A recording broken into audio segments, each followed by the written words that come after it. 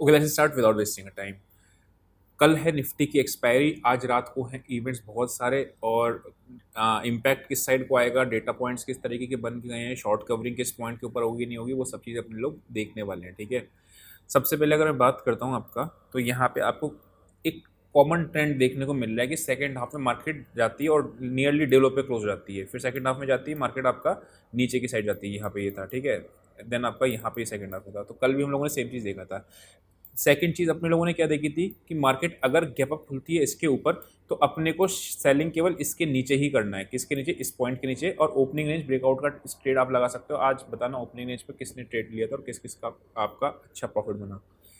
दूसरी चीज़, आज मैंने क्या करा है, एक वीडियो बना के जिसमें ट्रेड लेके बताया हुआ है 9:15 बज के 4 सेकंड। ठीक है, एग्जैक्टली इसी टाइम पे ही ओपनिंग पे ही पुट शॉर्ट्स करी हैं।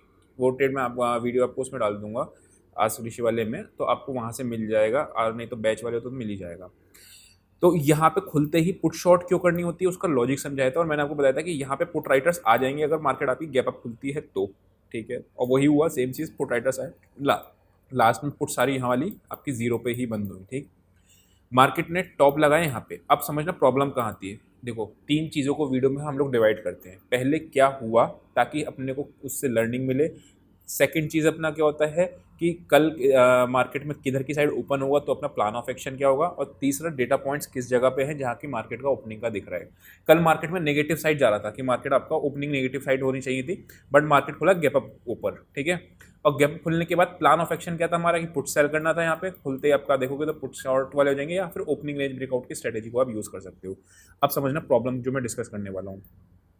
यहाँ पे अगर आप देखोगे तो एक स्विंग था, और मार्केट यहीं के आसपास इसको, अगर ये इस तरीके से ना जाता ना, आप समझना क्या हुआ। मार्केट ऐसे गया, देन एक बार नीचे जाता है, फिर इस तरीके से जाता है, फिर ब्रेकआउट देता है, तो अच्छा ब्रेकआउट आता है।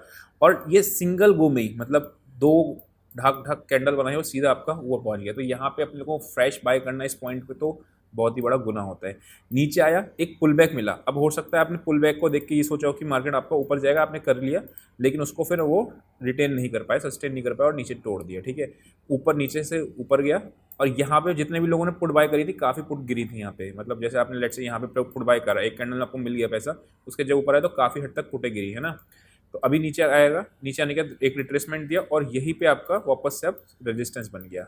तो अपने को एक लेवल मिल गया 50,050 का, जो कल भी हम लोगों ने अपर रेंज देखी थी कि बैंक निफ्टी की अपर रेंज जो है वो यही आ रही थी। कौन सी? 50,000 के आसपास की। ठीक है, 50,050 के आसपास, ये यहाँ से यहाँ तक का। तो अब मेरे को क्लियर डायरेक्शन मिल गया है कि मैं इस रेंज में ट्रेड नहीं करूंगा। किस रेंज में? इस 400 पॉइंट के रेंज में ट्रेड नहीं करूंगा, बिकॉज प्रीमियम मीट करेगा, कुछ नहीं होगा। ब्रेकआउट आएगा तो ब्रेकआउट को प्लान करेंगे, ब्रेकडाउन आएगा तो ब्रेकडाउन को प्लान करेंगे। सपोर्ट बहुत ज़्यादा वीक हो गई, कुछ कर नहीं सकते। रेजिस्टेंस भी आपकी बहुत ज़्यादा वीक हो गई, कुछ कर नहीं सकते। हो गई तो हो गई, तो क्या कर सकते हैं। आज भी इसने कायदे में इसको रिटेस्ट करके वापस से ऊपर जाना चाहिए था, बट रिटेस्ट किया ही नहीं, और सीधा आपको गिर गया मार्केट। कोई भी आपको पुल बैक भी नहीं मिला इवन ढंग का, जहाँ से आपको लगे कि हाँ मार्केट आई है। अब आपको एक डाउन का चैनल भी बन रहा है। कहाँ से चैनल बन रहा है? अगर आप देखोगे तो ये आपका एक चैनल बन गया है, राइट। तो इस चैनल का ब्रेकआउट पॉइंट भी आपका 50,000 का ही लेवल है, तो 50,000 के ऊपर आपको अगेन से ट्रेड मिलेगा। 50,000 से नीचे अगर आता है मार्केट, ओपन तीन केसेस में होने वाला है। अगर गैप अप होगा तो ऑब्वियसली फिर आपका देखना पुट राइटर्स एग्रेसिव हो जाएंगे। अगर ये गैप अप इसके ऊपर खुलता है 49,900 के ऊपर, ठीक है, तो आपके पुट राइटर्स एग्रेसिव हो जाएंगे। फिर से आपको एक अपर का साइड और ओपनिंग रेंज ब्रेकआउट का ट्रेड लगाना है। कल भी आपका, आज भी ओपनिंग रेंज का ट्रेड चला था, कल भी हम लोग ओपनिंग रेंज का ही ट्रेड यूज़ करेंगे। मार्केट गैप डाउन खुला तो भी आपको ओपनिंग रेंज ब्रेकआउट का ट्रेड ही लगाना है उस केस में भी। ठीक है, वॉट इफ मार्केट खुल जाए साइडवेज? साइडवेज खुल जाए तो मैं इस 400 पॉइंट में नो ट्रेड ही रखूंगा, बिकॉज कोई आपको आइडिया नहीं किधर की साइड अभी आपका ट्रेड जाता है। ये तीनों केसेस हम लोगों ने डिस्कस कर लिए बैंक निफ्टी के। अब आते हैं निफ्टी पे, क्योंकि निफ्टी की है कल एक्सपायरी। काफ़ी टाइम से आज भी इसने 30,400 ये वाला लेवल नहीं तोड़ पाया। यहाँ से ऊपर ब्रेकआउट दिया। मैंने एक टेलीग्राम फ्री वाले में पोल भी डाला था कि ब्रेकआउट देता है नहीं देता है, तो उसमें भी देखना आपको मिल जाएगा।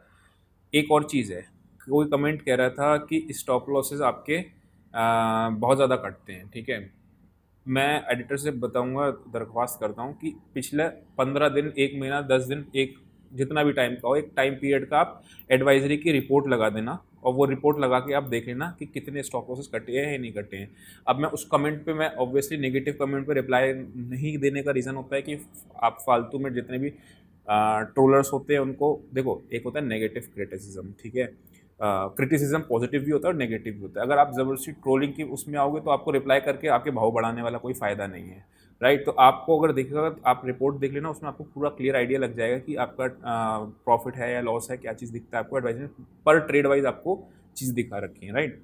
तो अगर आप वैसा उल्टा पुल्टा कर, हाँ आप ये कमेंट कर सकते हो कि सर आपने बोला था, आपका डेटा कह रहा था कि गैप डाउन लगेगा, लेकिन आपका गैप डाउन नहीं लगा, गैप अप खुला। ठीक है, वो चीज़ चलता है, बिकॉज जो चीज़ गलत होती है वो गलत होती है। ऐसा नहीं ना कि हर कोई सही बिल्कुल 100% हो जाएगा, तो फिर वो स्टॉक मार्केट में नोट प्रिंटिंग की मशीन बना देगा, है ना, अगर हर बार सही हो जाए तो वो चीज़ है। तो वैसा चलता है, बट आप ये सोचो वो कहते, क्योंकि होता क्या है, लोग गलत इंटरप्रेट करते हैं। आपके स्टॉप लॉसेस हमेशा करते थे, स्टॉप लॉस हंटिंग होती है, आप स्टॉप लॉस हंटिंग देखो 10 में से 8 बार नहीं होती है ना, तो वो चीज़ है। एनीवेज आगे बढ़ते हैं, वीडियो को लाइक कर देना, आगे बढ़ते हैं। और सीधी सी बात है, यहीं पे अपना ये बना हुआ है, ठीक है, गैप अप खुला, put writers aggressive, and then आपका मार्केट ऊपर गया, ऊपर जाने के बाद वापस से सीधा डे लो की रेंज पे आके क्लोज हो गया, राइट।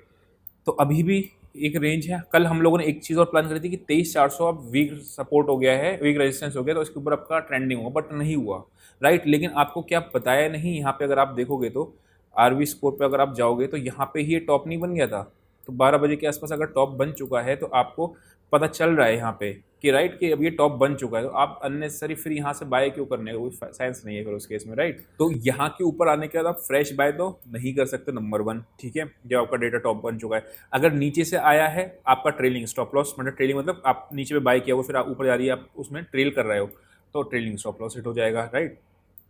तो वो चीज़ है। ट्रेलिंग स्टॉप लॉस का मतलब ये नहीं होता कि लॉस लग गया, ट्रेलिंग स्टॉप लॉस का मतलब होता है कि आपका प्रॉफिट आपने कुछ लॉक करके रख लिया, वो है ना।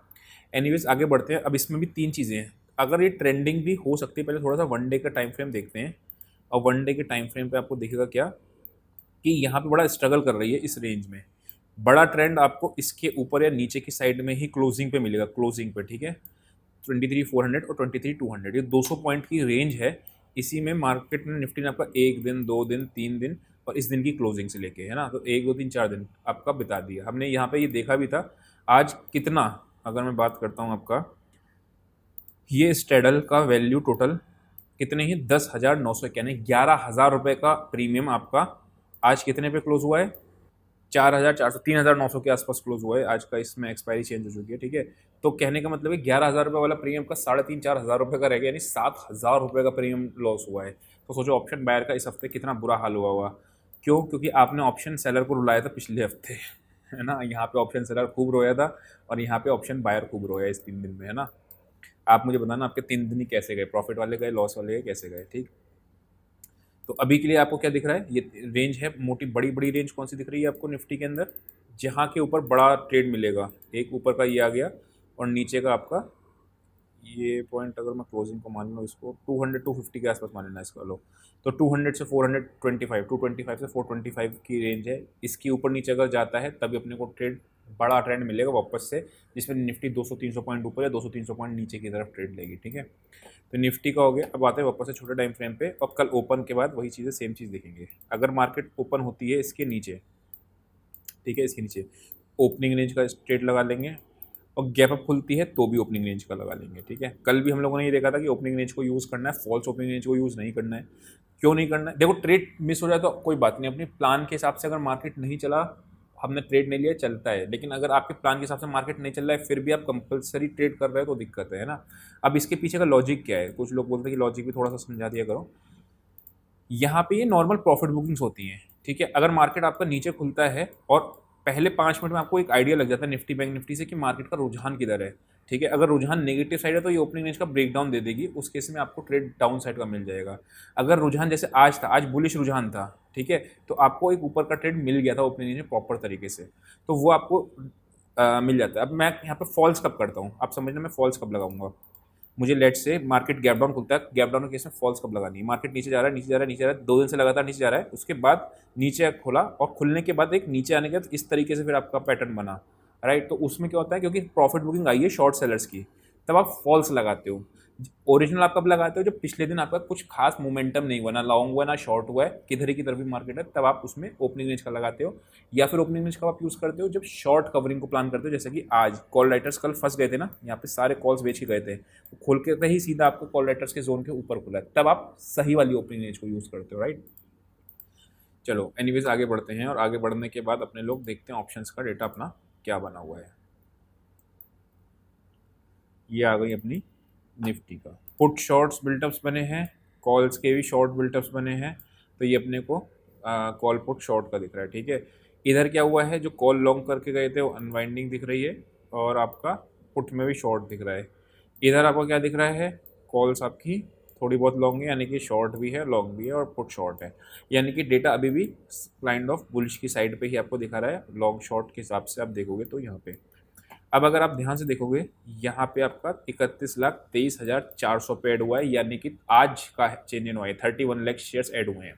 यानी कि 23,425 के ऊपर जब मार्केट निकलना शुरू करेगी तो इस बार शॉर्ट कवरिंग जेन्युइन दे देनी चाहिए इसको, 500 550 तक का भी फिर आपको उस केस में दिख सकता है, बिकॉज ये सारे आपके ट्रैप हो जाएंगे इन दैट केस, ठीक है। 23,400 पे ही आपका मैक्सिमम, यानी कि लोगों ने क्या किया, इसका स्ट्रेडल मार के गए हैं। अब मुझे ट्रेडिंग रेंज पता चल गई, क्योंकि यहाँ पे स्ट्रेडल आज के हिसाब से बड़ा है 18 लाख और 31 लाख। तो इसमें आपको क्या दिख रहा है, 55 और 130 मोटा मोटा। तो आपको 185 इसमें ऐड करोगे तो कितना आ रहा है, 585 ऊपर, और इसमें 185 माइनस करोगे तो 23,200 के आसपास, 215 के आसपास का आपका नीचे का दिख रहा है। तो ये नेच आपकी डेटा के हिसाब से बन रही है। एग्जैक्टली क्या है मैं आपको टेलीग्राम पे, जो फ्री वाले टेलीग्राम पे, उसमें मेंशन कर दूंगा कि निफ्टी एक्सपायरी है एज पर वो। लेकिन याद रखना, अगर सस्टेन कर रही है ऊपर के लेवल पे तो दिक्कत है। आज भी सस्टेन कर रही थी, देखो यहाँ पे आज भी सस्टेन किया, ऐसा नहीं था 400 के ऊपर सस्टेन किया, ठीक है। गिरा बार में वो बात अलग है, लेकिन यहाँ पे अपना डेटा ने सजेस्ट कर दिया ना। यहाँ पे अगर आप देखोगे तो डेटा ने सजेस्ट कर दिया, भैया मैं टॉप कर चुका हूँ, राइट। यहाँ पे आप देखोगे बैंक निफ्टी ने कहा भैया मैं टॉप कर चुका हूँ। जब आपने डेटा का टॉप बन चुका है, उस केस में आप सस्टेन के ऊपर नहीं कर सकते। हाँ, डेटा का टॉप नहीं बना है, जैसे इमेजिन करो कल की सिचुएशन, 400 के ऊपर मार्केट सस्टेन कर रहा है और डेटा भी आपका साथ दे रहा है, ट्रेड ऊपर जाएगा, शॉर्ट कवरिंग आपको ट्रिगर होने के चांसेस बहुत ज़्यादा है ना।